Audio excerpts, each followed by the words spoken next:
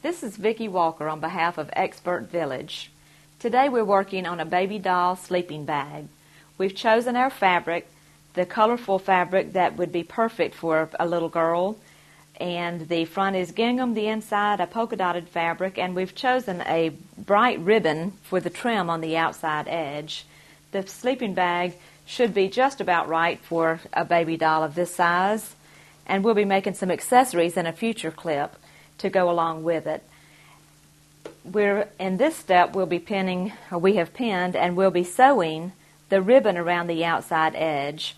I have decided to round the corners rather than have just a pointed edge, which would be hard to put the ribbon around anyway. We've decided to go with a rounded edge, which will give it a softer look, I believe. So I will sit down to sew the outside edge here, the ribbon, just about a ½ inch from the side, and we'll round that corner and go all the way around the top and around the back and down to the middle of the back side with the ribbon to meet this one.